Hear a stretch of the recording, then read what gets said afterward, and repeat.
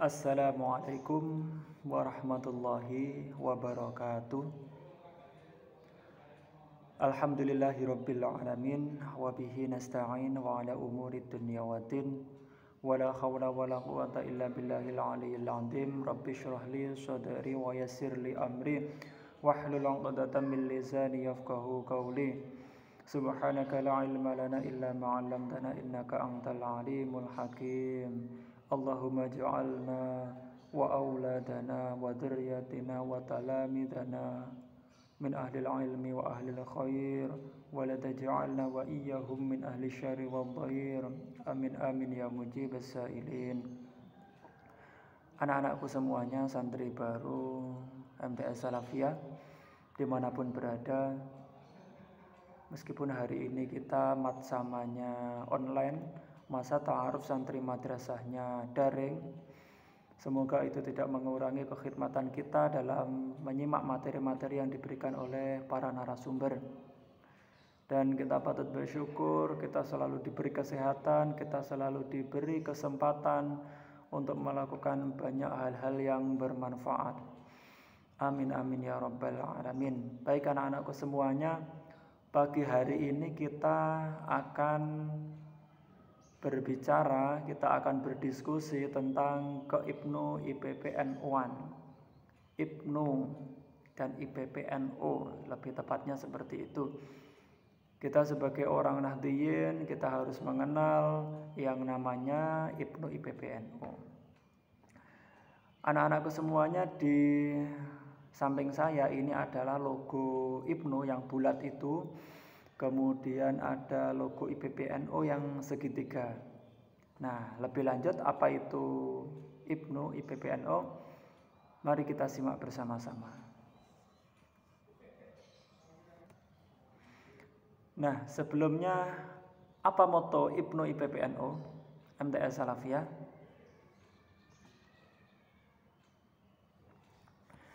Yaitu adalah belajar, berjuang, kemudian bertakwa. Jadi siswa-siswi MTS Salafiyah harus semangat dalam belajar, kemudian berjuang.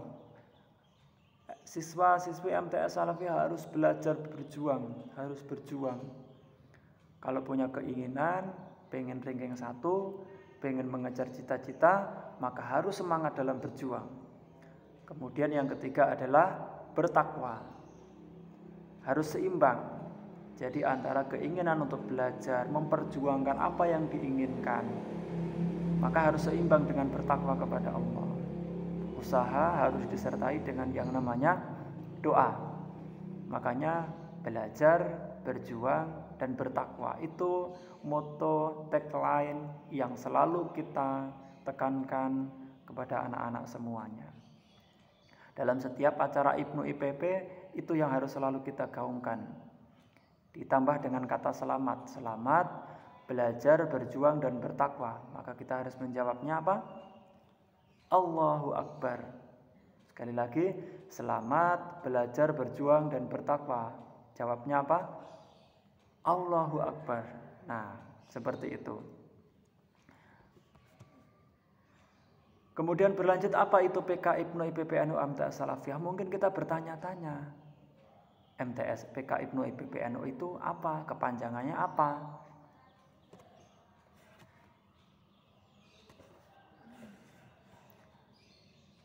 PK Ibnu merupakan kepanjangan dari Pimpinan Komisariat Ikatan Pelajar Nahdlatul Ulama. Jadi yang putra itu namanya adalah Ibnu, Pimpinan Komisariat Ikatan Pelajar Nahdlatul Ulama. Kemudian yang kedua adalah PKIPPNU, merupakan kepanjangan dari Pimpinan Komisariat Ikatan Pelajar Putri Nahdlatul Ulama. Jadi kalau yang putra itu namanya adalah Ibnu, tapi kalau yang putri namanya adalah IPPNU. Antara Ibnu dan IPPNU adalah dua organisasi yang satuan terpisah, okay? Meskipun itu satu jenjang, tapi itu terpisah. Jadi IPNU itu ada ketuanya sendiri dan IPPNU juga ada ketuanya sendiri. Pun juga dalam semua kegiatannya semuanya terpisah, tidak menjadi satu.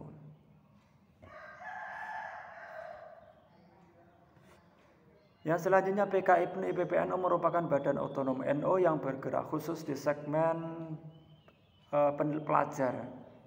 Jadi wadah bagi pelajar-pelajar NU di tingkat madrasah baik MTS, SMP, MA, SMA maupun SMK, maka organisasi yang disediakan oleh NU itu namanya adalah Pimpinan Komisariat IPNU IPP NU.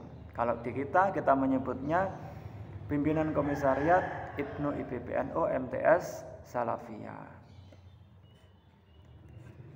Kemudian selanjutnya PKIPNU IPPNU MTS Salafiyah berfungsi sebagai OSIS. Sampean semuanya nanti kalau di MTS Salafiyah tidak akan menemukan OSIS, yang ada hanyalah PKIPNU IPP NU MTS Salafiyah. Itu nanti akan menggantikan perannya OSIS. Tapi insya Allah fungsi OSIS tidak akan berkurang dengan keberadaan PKIPNU IPP NU.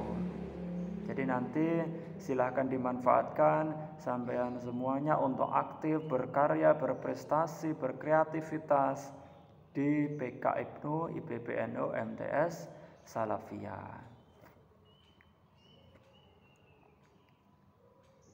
Kemudian kita sampai pada sebuah kesimpulan, yaitu MTS Salafiyah itu adalah madrasah kita, tempat kita belajar, tempat kita menuntut ilmu, baik ilmu agama maupun ilmu pengetahuan umum. Kemudian ada LP Ma'arif NU. MTS Salafiyah itu berada di bawah naungan Lembaga Pendidikan Ma'arif Nahdlatul Ulama. Jadi madrasahnya orang NU itu adalah MTS Salafiyah. Kemudian PKIPNU IPPNU itu adalah organisasi NU yang berada di MTS Salafiyah. Nah, sekarang kita harus tahu bagaimana sih sejarahnya sejarahnya IPNU IPPNU itu. Jadi IPNU itu didirikan di Semarang ya pada tanggal 20 Jumadil Akhir tahunnya 1347 Hijriah. 1374 Hijriah, 73 Hijriah. Tapi kalau di tanggal umum berada di tanggal 24 Februari 1954 atau lebih tepatnya pada konferensi besar LP Ma'arif NU. Jadi tanggal lahirnya yaitu 24 Februari tahun 1954.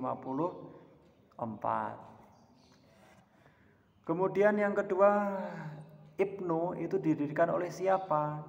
Yaitu didirikan oleh Muhammad Sofyan Khalil. Beliau adalah mahasiswa UGM. Kemudian ada Haji Mustafa berasal dari Solo. Kemudian satu lagi adalah Abdul Ghani Farida berasal dari Semarang. Beliaulah yang mendirikan IPNU di tahun berapa tadi? 1954.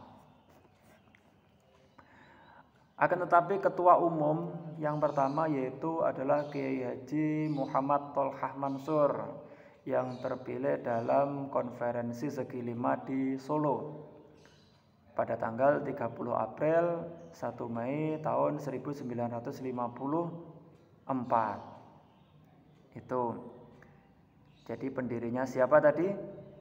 Muhammad Sofyan Khalil, Haji Mustafa, Abdul Ghani Farida, itu adalah pendirinya. Kemudian ketua pertamanya siapa? Kiai Haji Muhammad Tolhah Mansur. Harus diingat, okay? Harus diingat. Nah, sekarang yang IPPNU. IPPNU didirikan pada tanggal 2 Maret 1955 atau 8 Rajab 1374 atau 1 tahun berselang setelah IPNU berdiri. Kemudian ketua umum IPPNU yang pertama yaitu Umroh Mahfudhah dan dengan sekretarisnya yaitu Syamsiah Muthalib. Kemudian pimpinan pusat IPPNU berkedudukan di Surakarta, lebih tepatnya berada di Jawa Tengah. Itu anak-anak ya sejarahnya. Kemudian apa visi misi IPNU IPPNU? IPNU IPPNU mempunyai visi yaitu terbentuknya pelajar bangsa yang bertakwa kepada Allah Subhanahu wa taala. Yang pertama yang kita gaungkan yaitu adalah takwa kepada Allah. Kemudian yang kedua visinya adalah berilmu, berakhlak mulia, berwawasan kebangsaan. Jadi urut tahapannya. Bertakwa, berilmu, berakhlak mulia, harus berakhlak, harus menjadi contoh. Makanya kalau IPNU IPPNU, maka kita harus bisa menjadi contoh untuk para pelajar yang lain. Kita tunjukkan bahwa pelajar IPNU IPPNU itu mempunyai akhlak yang baik, kemudian berwawasan kebangsaan, bertanggung jawab, tegak terlaksananya syariat Islam menurut Islam Ahlus Sunnah wal Jamaah. Ini yang harus kita tekankan. Kita berislam, beragama Islam dengan faham Ahlus Sunnah wal Jamaah. Juga yang terakhir kita harus berdasarkan pada Pancasila dan Undang-Undang Dasar 1945. Itu yang tidak boleh kita lupakan. Kita beragama, kita bertakwa, kita berakhlak mulia, tapi kita tetap menjunjung tinggi Pancasila dan Undang-Undang Dasar Negara 1945.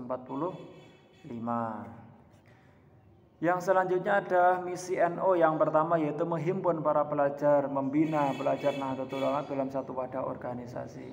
Kita tahu bahwa Nahdlatul Ulama itu mempunyai banyak sekali potensi, mempunyai sekian banyak karya.